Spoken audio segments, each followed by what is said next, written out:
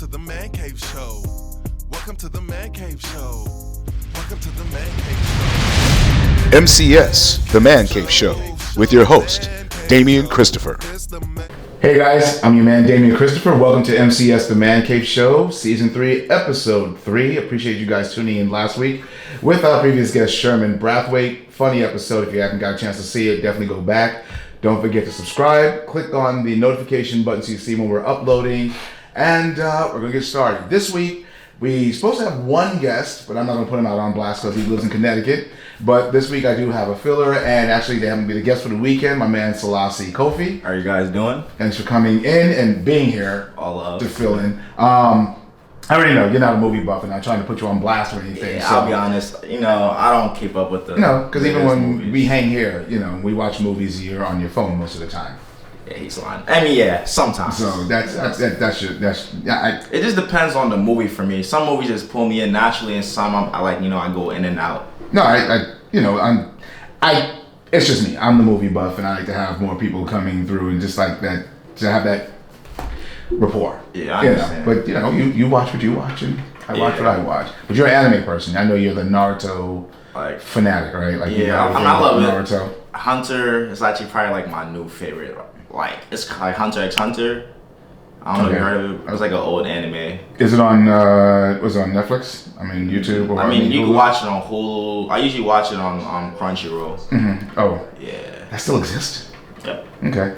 Want to give a shout out to everybody that's tuning in. Towers Love, as always. Thanks for tuning in, my guy. Those who are tuning in to Instagram, I will check in, comment afterwards, but I'm waving back to you physically here. And we're trying to do the YouTube live, but it has its moments on that one. But again, like I said, just tune in, subscribe, and I appreciate you guys. If you have questions, definitely ask. We were going to do about Black Love. That's when Al was here. But when Al comes back on, we'll jump on that one. Okay. Here, let's just, a couple of things I want to refer to you. I know I got you started a couple of seasons ago to watching Grownish, and then you stopped. I need to get you. I'm actually glad you brought that up. I actually need to finish it because it was actually growing very well. No, it's really it's generational, but it fits every demographic. Like you're in your early 20s, and it fits your generation. Right. And I'm a man of particular age, but I still enjoy relatable. It's very relatable. Whether I'm like I've been down that way or it's very current. So it's very relatable on that one. 911, I definitely know you don't watch. There's two of them. There's a 911 and a 911. Yeah. I definitely know you don't watch that. So. These are shows that I'm watching, so I'm just going to throw you what I'm watching. Okay. I'm watching 911, 911 Long Star. They're, basically it's like emergencies, the police and fire department stuff. That's the stuff I like to watch. I must live under a rock. I never heard that. It's like a new movie? No, it's a TV show. Executive producer by Angela Bassett. I've heard that name before. Oh wait, I know who that is. Yeah. I mean, there's gonna be certain things that most people know. I'm just gonna be that one person that's like, I know who that is though. Yeah, I know the Black Queen. I know who she is. I want to throw this out. Sherman. You got competition, Sherman. Someone else that I'm one of those. It's like that sometimes. I got you. So the stuff I've been watching, and I'm not sure you have a Netflix account. Yes. What do you watch on Netflix? What do I like currently? I just finished watching the first season of You. Okay, really? Yeah, I didn't start the second season yet, but and I'm currently watching right now this show called Paradise PD. Oh, like that show? Oh, really? Yeah. But let's talk about you. I want to say shout out to my sister T. Shabbat. I know you guys are doing Shabbat. I forgot what to say for this holiday at the moment. And I really wish you got a chance to see you while you were here on the East Coast. But I'll see you on the West Coast whenever shit gets cleared up. Miss you, love you and the family. My nephew Alex, you guys are killing it with the music. But with you, who's your favorite character? Because my favorite character, everyone was like, that was weird. Paradise PD? No, I'm talking about you. Character in what? In You, the TV show. Oh, the show You. Oh, and You? Yeah. I don't know if I had a favorite character. I was just more like watching it from just observing it and just trying to get the messages from the show. Mm-hmm. I felt like Joe was a very interesting character, to be honest. Really? In a sense, because I'm gonna put it like this: in the beginning of the show, the fact that he was so quick to be able to read. I forgot the girl's name, the one with the blonde hair. Oh, you know who I'm talking about. Why can't I remember her name? It's like a guy's name. Is it Joe? No. No, it's because my favorite character was Peach. Is that her The friend? bougie, the very rich chick. Yeah. Oh, her. Yo. I liked her. She was a very interesting character too. But Peach was my favorite character. her and Joe were. It was actually crazy, and crazy could always relate. So Yeah. that's why I could tell that she was threatened by Joe throughout like the series because she thinks like Joe in a certain way. In a certain way, yeah. But I just found that when I was introduced to it, May of all people, he was like, "You got to check it out." I'm just like, "Okay, I'll give it a try." Right. And my premise of it was me being a voyeur, watching a voyeur watch other people, and it was like kind of creepy. But I watched the whole entire season. I tried to watch season 2. Did you start it? I started, but I didn't pull me in. Yeah. 'Cause I know he's in the West Coast, and then he's I don't know. It's just. I was gonna say we should watch it, but I didn't really start it either. Like I feel like I was like, I'm good with one. I'm good with series at the season 1. Okay. So that's my thing. But what I'm saying with Netflix, there is a show called Altered Carbon, and I was supposed to watch it before, and it didn't pull me in. But now season 2 started, and it has Anthony Mackie in it, and I don't want to start season 2 unless I finish season 1. Mackie. But yeah, he's he plays Falcon in the Avengers series, Black Falcon. Oh, I don't know who that. Oh, okay. Copy. Okay, Michelle Pascal tuned in. Thanks, Michelle, for tuning in. She was my first guest for the season. She goes, Selassie needs to sit on the other side. Oh, we can't see him. It's for you guys. It's for the aesthetics for the show, so you know how that works on it. But yeah, he's waiting. Just tune in on Friday when we load up the video, Michelle. But you can hear him. As long as you can hear him, that's a good thing. So Altered Carbon is a good show I'm watching. But what else am I? There was a movie on Netflix, Eli. Have you guys seen it, Jack or Chester? I've not seen Eli. No. Eli. What's that? It's about a kid who thinks he was going crazy, but he's possessed. It's like a horror movie. Yeah, I like my horror I movies. actually like I actually would watch it. Because my thing is, I want to go binging on a couple of movies this week if the theaters are open. What movie? I want to see The Invisible Man. I want to see Bloodshot. And what else I'm thinking about seeing? Antebellum. And you know nothing of these at all. I get it. I don't watch TV anymore, so I feel like I just don't hear about these movies like some like. Well, I have my AMC card, so the Clutch Pass. Yeah, A-lister, 3 movies free a week. Wow, I highly recommend it. It's lovely. It's so worth it. Especially you're a movie guy, so just. Oh yeah, no, it fits me perfectly. And then you can order your concession way before you get to the theater, so it's ready for the time you're going to go see the movie. So do you get to like refill the snacks? Oh yeah, so with my points is you buy small and upgrade for free, so you're paying very little to nothing. Wow, that's clutch. If I were to come out, that popcorn would get abused. Well, I always get, I'm sorry. yeah, well, I always get the large and I top it off with M&M peanuts. Oh yeah, such a great combination. And that thing that season that you put on. Oh, but I get the Old Bay. Would you ever bring that to the movie? I do bring it to the movies with me. Oh yeah, my popcorn is life, man. Yeah, I know that's something that you would do. That's how I do bring the Old Bay to the movie theaters. But let's just jump into something real quick. We're in this pandemic moment right now, and it's like so surreal, so surreal. I never thought we would ever be living in a day and time like this with this whole coronavirus that's going on. Now, how was your school affected by it? Was it shut down? You guys, I know you guys are on spring break right now. Yeah, it started off by we're going on spring break. Yeah, it's lit. Then next, our spring break got extended because of the coronavirus. So now pretty much all our classes are online now. Mm-hmm. So that's what happened so far due to the virus. Wow. So yeah, I mean we can still be on campus, but the classes won't be physical anymore, just online. I know the professors are loving that. And they're like clutch, but I feel like online classes require more like discipline because it's the illusion that I don't have to go to class, but you have to stay on top of your stuff. Gotcha. Get your stuff done. Right. Filmmaker and editor Amir Muhammad's tuning in. What's up, Amir? How's everything going, man? Thanks for tuning in. So what is your take on it? Your generation, like I know because like I'm a man of a particular age, and we went through so many end of the world stuff before, like. 2000 was Y2K. The world was crazy about everything's going to shut down and we're going to lose credit and money can't get. It was like me. I didn't worry. But so how was your generation handling this? I feel like a lot of people are overreacting about it. Okay. Because I mean, I'm gonna start off like this. When you don't really know a lot about something initially, when it first came out, I was like, oh my god, the virus! Everyone's going crazy. I mean, some people are starting going crazy now. I don't think it's a big deal, but this is just my opinion. I feel like to me, what's scary to me is more of how people are reacting to the virus more than the actual virus. Right. Because that's like another reason why I don't watch TV. Because of that whole placing fear into the people that watch it. It's like psychological warfare. I realized when I was not watching TV, you're fine, right? I was fine. Yeah. I was like, I was living in my own world, which I still am. I didn't really care. It wasn't really bothering me. Right. I realized when I came home, my parents, they watched news. So when I was just sitting there, I'm like, why am I all of a sudden getting worked up by this virus? I didn't be aware. I'm catching myself in the present, like, wow, this is how powerful TV is. All to place fear. And especially with the virus going on, if your immune system is weak, you get it, right? So if you're living in a fearful state, now you're going to be more prone to being under stress, and stress weakens your immune system. So, like, you're caught in the trap. Well, you also got to think about a lot of people are not paying attention to, like a lot of, you have a group of people who will continue to read outside of what they're hearing on the news, to those who are just listening and going by hearsay. Right. I went to the Family Dollar yesterday. We definitely knew as soon as the shit hit the fan, there was no antibacterial, hand sanitizer, all that stuff. People are buying Clorox like it's.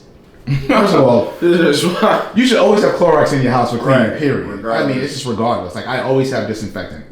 This is flu allergy season. And that's just basic shit that's going on.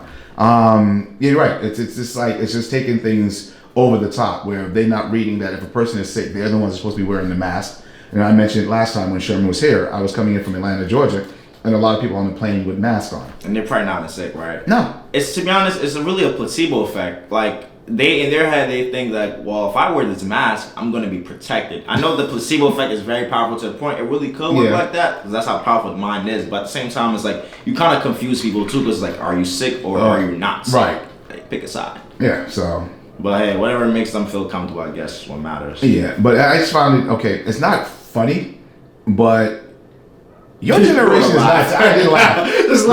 The video that was sent to me last night about some party that was the African kids are having a party, and they're actually singing the song Corona. Corona. Wait, where did I hear that from? I think I know what you're talking about. So, and I'm just like, okay. But you know what? So it's the weirdest thing. It's like, okay, what is this derailing the people from, really? The coronavirus? Yeah, I mean, what is this pandemic derailing people's attention from? To be honest, I know I sound like a conspiracy theorist. No, I know, but like, I don't feel like it's that episode to say. Right. But like, pretty much like, from at least what I know. Oh, you're about to do the crypto thing, aren't you? Nah. Okay. I mean, I'm not gonna get too deep into that. Okay. But I'm just gonna say. Because that'll be another show. That's what I'm saying. That's for a different episode. Yeah. But like, I just feel like it's more of a I'm gonna just put like this like New World Order, this change coming that we're gonna be seeing. There's a shift happening as we speak. So this whole mess of the coronavirus thing going on, that's the shift that's happening as it's going on. Now, this might sound weird, but okay. But I'm just saying, like, some people see the corona as like, a bad thing. I don't want anyone to get sick. I hope everyone is safe. But then I see it as a good thing, because it's all about how you want to look at it. Right. I invest. So like, I look into stocks and stuff like that, or assets. Ever since the virus came around, all these, companies been dropping like low prices. And it's like, as an investor, it's like, that's like a sale. So when you can get like quality stocks for a cheaper price because of the virus, that's like a bonus, like jackpot. So in a sense, like when times are looking bad in the market, that's when you buy up. So when it goes back up, you make more money. So I see this kind of as like a good opportunity, to buy in some assets. It sounds very interesting. Now, because I was checking out ticket prices. I'm supposed to be going to Miami in about another week, and I'm looking at it. I mean, I have my hookup and everything, but looking at the prices, it's like, wow. If there wasn't an international ban, could you imagine just the travels of just getting the hell out of the country? Be like, okay, I can vacation over to Europe real quick, but there's an international ban, and they're pending whether or not they want to do a domestic ban. I don't do it after April because I want to make sure my trip is comfortable in Miami. Nah, you're most definitely gonna have like a ball, and that's like a perfect thing. You know, everyone's buying like tickets to travel, which is cool. Live your life, do what makes you happy. Like I was saying with the virus, that a lot of airline companies are probably so much. The company itself are cheap because of the virus. So like I know there's probably some investors probably buying up on these airline companies because when things go back up again, they make the loot. Gotcha. That's a big thing. So I just wanted to get your opinion on that. I want to segue from that right there. And so with you, I know you and I met 4 years ago. Wow. Time flies. It doesn't feel like it. Yeah. And what is your transition in from? Because I know you. For those who don't know, Selassie and I met as an aspiring model that was signed to one of the big agencies here in New York City. And I know education's always been your biggest platform. What was your and did we ever mention on the last time you were on the show? Because when we did the N-Word Chronicles, that was you, Mason. Yeah. I don't think we ever got into much of the background for it. But what was your history of getting into modeling and then you're transitioning to where you are now? Modeling. First of all, I would say, growing up, I used to not like taking pictures at all. My mom would try to force me to take pictures. I'm like, no, mom, no more pictures. Like, she used to milk it a lot. And then as I got into high school, people always told me, you look like a Hollister model, you should model, blah, blah. But you know, when you're young, modeling sounds like this fantasy thing. It doesn't really sound real like that. Right. It doesn't sound like a possibility. Fast forward to college again, some people thought I was already a supermodel before I just started modeling. So I'm like, wow, you guys already seen this in me already, and I didn't even start yet. So I remember like one night, I just did my research I didn't sleep from 11 o'clock p.m. to like 6 o'clock in the morning. I was just looking at agencies, looking at the requirements. And I woke up my dad, let's go to New York. I'm ready to go visit this agency. So the first agency I went to was State. What was the old name of State before? It was MMG. MMG. Yeah. But the guy that I was supposed to see, he was on vacation, so they told me to come back. So I was like, okay, cool. Then I went over to Red for the casting. Well, not casting, open house. Right. And fast forward, I got signed that day. And everything just happened so fast. I mean, I saw the vision. Once I put my mind to something, I'm gonna do it. And ever since then, it's been a wonderful experience. I just believe everything happens for a reason, and every little process that you go through in life just adds up to this present moment now. What was your experience from being signed to the agency, and what have you experienced that you would do different once you got back into it? I would most definitely say what I would do different was read more up on the agency, the people that work there themselves, the contracts and stuff like that. Because I know, like, as us younger folks, not everybody reads the contract like that. So you just sign whatever. So I'm saying, luckily, like me meeting you, one of the biggest blessings ever. So I'm saying, you go through, you start things, and you end up coming across people that are meant to guide you throughout your path. Right. So that's what I'm saying. Me meeting you was sent from God. Because if it wasn't from that, it wasn't from you, like, things could have been completely different. Yeah. So like a lot of people need to read the contracts and stuff, and it's all about your intention on why you're doing it. Some people want to do it for like the fame, the clout, popularity. Fame does not come easy doing that, especially as males and as black males in that industry. So, you know, and it was the funniest thing. Like, I know you know the story, but I'm sharing it with my peoples that when the day we were shooting, the first time I got a chance to shoot, and I had my wall of inspiration. You actually popped up on my wall of inspiration. That still kills me to this day. Like, this is funny. Things are meant to be. That's what I'm saying. Like, 'cause I kind of fanned out for a few moments. Like, oh, I'm really shooting it. It's like, wow. So it's like, you know, I shoot so many different people. Like when I was in Atlanta, Georgia, my friend Darnell came to visit, and we were taking a cab or Lyft back to the airport. And so, you know, to make the drive easy, he found the driver very attractive. I guess she had a stripper's name, Destiny. No, seriously. I mean, you know, I asked, I was like, "Is she real?" And she said, "Yeah, I was one." So I was like, "Okay." So they got a chance to converse. So she asked him, "What do you do?" Because I guess she overheard what I was telling a friend of mine about switching agents. And when she heard the word agent, she automatically assumed like, "Oh, you guys basketball players?" First of all, look the fuck at me. I look the way I look. I don't got a basketball player. All right, and Darnell is like lean, but he's not sitting tall. All right. So I was like, yeah, no. I was like, why would you ask that question? She's like, oh, I heard the word Asian, so I thought she saw dollar signs. So I was like, no. I said, no, we're just talking to a friend that's acting. And he gives the title, oh, no, he's a celebrity photographer, which, stop. You know me, that's not a title. You don't want that attention. But it's not even so much attention, the title. You know, like, with May, you know, I joke from time to time, and I always call him Superstar. My boy May, shout out to my boy you May. know, I always hit him up, and I'm like, hey, what's going on, Superstar? He's like, I'm not a superstar. And I explained to him why I say that. It's not so much as that you're in the public eye and you're doing all these major projects or whatever like that, but you as a person, I give you that title as a superstar. You know this. No, I hear what you're saying. Like it's like like my brother's a superstar for sure. But it's like I feel like when people call you that, it's like you may have an idea that you know you're a superstar, but it's like a humbling thing. It's like when sometimes people call me that, I'm like chill. It's like don't put it all on me. It's like I get the idea what you're saying, but it's like it's flattering. It's like that's like my way of keeping myself humble. So even though I know. So you told me that. Okay, so when you get the attention publicly. Now I've seen you react publicly. Like the first time we went to Fashion Week, Pierre Moss, or however he wants to say his name. There's so many different ways he wants to sound it. And as soon as you walked up the elevator, remember the photographer stopped. He was like, "Oh my God, who are you? Can we take a picture?" You know, and like, how did you feel at that moment?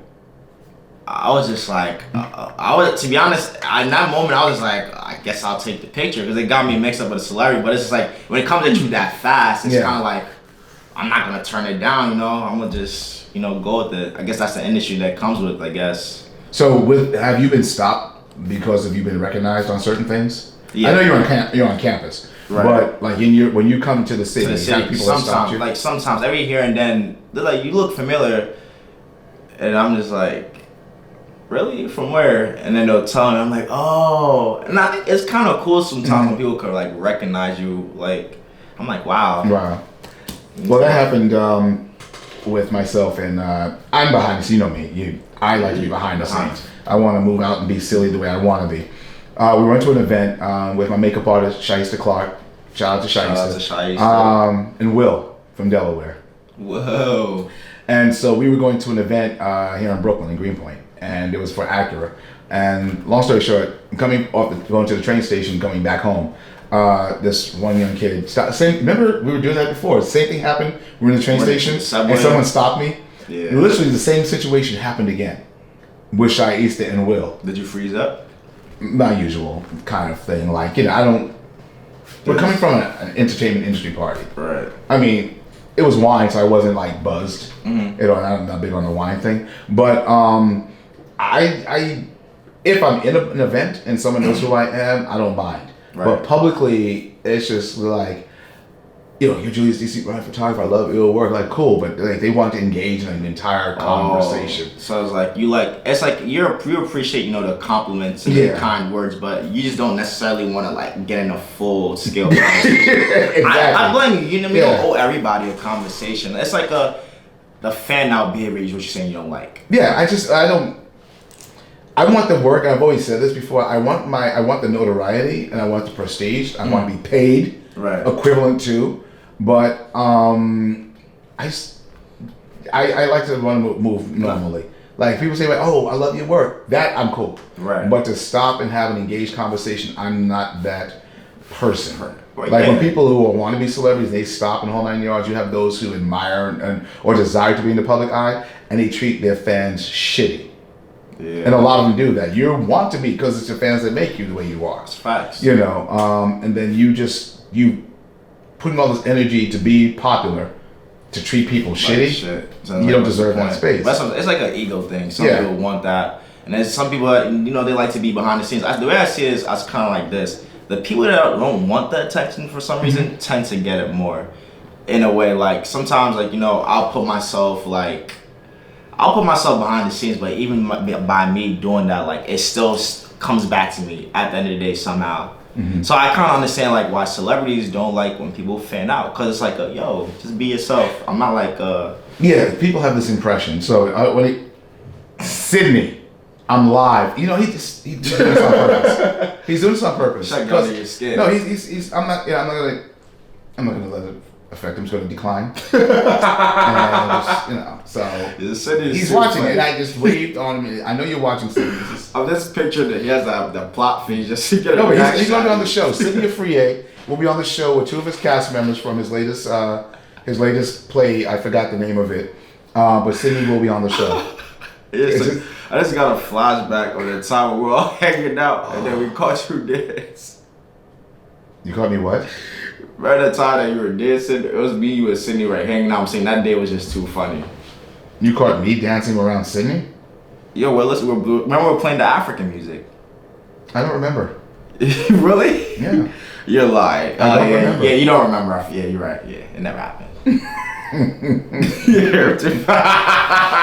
Yeah, your reaction just killed me. I don't remember that. And Sydney Afriye will be back on he'll be on the show. And it's on Sydney. Publicly. You heard the man. No, he knows. You're gonna be on my show, my platform. It's on. It's not gonna be fair. It's on. Justin, I have to get clips of this actor, Sydney Afriye. He has this movie that's called The Realm. Me thinking about it is just funny. So, and I want to make sure it's seen over and over and over. You're a dickhead. Oh no! You saw the picture I posted of him on Instagram when I called him Queen Mother of. Yeah, you guys violated each other a lot. What was this one meme you did? It was like a slave joke or something like that. Oh no! It was actually okay. So Sydney goes. He did something. He was like in Pennsylvania, Dutch country. Mm-hmm. And if you ever go to Pennsylvania, Dutch country, apparently there's an amusement park that's a plantation. It's supposed to be a throwback in time where if you're black, you're, a slave. Yeah. And he was dressed that way. That's what I'm saying. When I saw that picture, I was like, oh damn, I know DC's gonna have a film. As soon as I see it, I just screenshot. I'm just like, he just keep giving me information. He just give me ammunition to get him. So, so I'm gonna get off of Sydney because we can sit and just laugh about him over and over again on that one. So what do you got going on now? I know you're about to graduate, and so how's that feel? Mine like an online graduation, according to Corona. That's horrible. But I mean, it's weird. I don't think about it every day, but it's like, wow, it's my last semester. I just take it day by day. When that day comes, I'm like, I'm done. So when let's say all this is done and you said you were going to invite a lot of people to come to your ceremony. I mean, I only have like 7 tickets. So that's family. That's important. So it's like it's gonna be really limited. I just want to go to the graduation party. Oh, to be honest, I'm not the type of person. I don't like throwing parties. No, your family's gonna throw a party for you. It's not your job. No, I told them not to. I don't want a party. This is a milestone, right? Like graduating from college is a milestone. I understand that. When it comes to like parties, like I had only one party ever in my life, and when I had that party, I realized like all that, everything's happening at once. You're the main focus of attention. I just didn't like that feeling. It's weird. I'm in that kind of situation, like those type of situations. I don't like being the main focus of attention. So I told them they could send me money though, but like graduation party or like I don't know. We'll see though. I know my mom might. When it gets closer and closer and closer, trust me, it's a milestone. Like when I graduated from college, I didn't like the family, but that was just my choice of where I was at that time. Right. But as you progress, I'm not using it because I got a degree in education and I work in the entertainment industry. Are you going to plan on using yours? Once I graduate, probably not right away. Like I feel like having a public health major is pretty cool because health is always relevant. Mm-hmm. I just want to have it under my belt. Who knows? As I get older, if I want to get back to that field and I have more of a passion for it, I probably can. But for now, probably not. Let's step back. Since your major is public health, when you knew that, and you and I spoke about this before about with the coronavirus and all that stuff, have you consciously prepared yourself and your family for it, knowing what was about to happen? Coronavirus? Yeah. I mean, to be honest, the coronavirus really caught me off guard. And plus, my mom's like a nurse, so like she gave me the pretty much the information. Some things I didn't know about the virus, like little basic things like bacteria is not gonna beat a virus. Right. It's 2 different classes. So like just certain things she gave me and my family like a heads up on it. So like I was like kind of prepared. It's like regular precaution. Yeah. Right. It's like they say there's a flu every season. Wash your hands. If you're gonna sneeze, you want to get a jacket. Like common sense things like that. I feel like that's not like anything special. Right. Common sense isn't common either too. So. So it's just like take your regular precautions and just still be aware when you go in public. You touch something, don't put your hands in your mouth. And I'm not gonna say here act perfect. I don't have to bite my nails sometimes. So sometimes I'm running, especially this season. I'm like, all right, I'm challenging myself, not putting my fingers in my mouth. Wow. Really? You bite your nails? Sometimes I don't know why. I've been doing that since I was a kid. Like I don't know. Wow. So yeah. Not my. Tell you what this going on. I'm telling myself, Selassie, you're not buying nails. Time to get a nail clipper, man. Oh yeah, for sure. Actually, you know the thing is, I also take is this thing what makes your nails grow very fast. Biotin, I'm kind of doing it for like my goatee. Biotin, right? Biotin. Biotin, yeah, like for my. Is this supposed to be for hair as well? Yeah, but I'm doing it more for my facial hair to see if that changes anything. Like get a little nice chin strap or like a beard. No. What is Sydney saying? I hope he says nothing. All right, Sydney, stop starting. He's not calling in. That's a good thing. So I want to go back to. I know you're going to be coming on the show again. We have a segment coming up in either April or May. It's going to be a financial show. I have Tokes, A Day with Tom, who's going to be the host of the new show that I'm going to be producing, Tokes with Tokes. And Toke with Tokes. And that's going to be a funny show. Especially because the premise of that's going to be what. Yeah, I remember you the one who told me the definition. I was like, wow, I did not know that. Yeah. So we're going to do that. But he's really good with finances. And he and I were discussing in regards to building up my credit score. Mm-hmm. And me not realizing I pay the bills on time a lot. And he was like, well, that's the reason why you don't have a credit score. You don't have a credit card. Like, I didn't want to have a credit card. So you have to have something to reflect. And now I'm happen to be a man with good credit. Excellent credit, to be honest with you. But when we do that, I know you have something regarding the cryptocurrency and investments and all that stuff. So it's going to be you, Tokes, and someone else. I want to show 3 different generations of minds of finance. Oh, okay. Because you'll represent your generation, Tokes will represent his generation, the other person will represent their generation, and see if there's some kind of common ground in the mentality of finances, savings, and investments. Oh, I'll most definitely be down for that, because even like, I'm not no... And we're talking about movies still. I'm going to tell you the movies to watch. Will be Wall Street. Wait, the one with Leonardo DiCaprio? Oh, that's Wolf of Wall Street. Never mind. We can still watch that. That's going to be one of them. But Wall Street is with Charlie Sheen and Martin Sheen. It's an 80s thing with Michael Douglas. The remake came out with Shia LaBeouf. Didn't work. But there's a bunch of... And then there's also the TV show that's on Showtime called Black Monday. But you'll have all that. You'll have time enough to watch a lot of that stuff before we get to it. But that's definitely an important factor that I want to bring in and have that kind of conversation. Yeah, I feel like that would be cool, because as a 23-year-old, just learning this type of things, like most people my age don't even think about it or really know about it. And I'm not no guru or anything. I don't know a lot. I feel like the more you know, you realize like, wow, there's so much you don't know. It humbles you. But like, I feel like for my age, I know more than the average person, I guess you could say. But I still don't know everything. Right. So what got you interested in it though? To be honest, I'll never forget this day. I want to say shout out to my brother Sachin. She most definitely changed my mind on it. One day, he always was telling us about investing in general, whether it's assets, gold, silver, stocks, crypto, all that type of stuff. And for a while, naturally, when people tell you about things, like when I tell you about it, you don't really get into it. It's like you hear me, but you don't really, get into it like that. And that was the same for me as well. I didn't really get into it like that right away until one night, me and all my brothers actually, we were all walking down the block. Mm-hmm. And we were just talking about investing, how to actually build wealth, the right way of doing things, whereas there's the social way of what we're taught. So ever since that night, it's like I've been reprogramming my mind, learning the actual way of doing things rather than the societal way of doing things. And then everything's starting to kind of get simple, because it's really a mind thing. You have to really reprogram your mind. It's like, for example, everyone loves wearing Nike, and we wear the sneakers all the time. They make money, so why don't you invest in a company, own shares of the company so you can make money with them? It sounds simple, but not everybody thinks like that. And I didn't always think like that either. So now with this new mindset, like, I see things like that. And so I feel like ever since that information was taught to me, it just opened up my mind completely. Okay. Because that's going to be something where when we get into that conversation, I got to figure out a way of making that's going to be levity. I don't want it to be so preachy, but I still want to make sure it's very informative. Because that's the thing about it. Because like I said, you always try to talk to me. I keep telling you.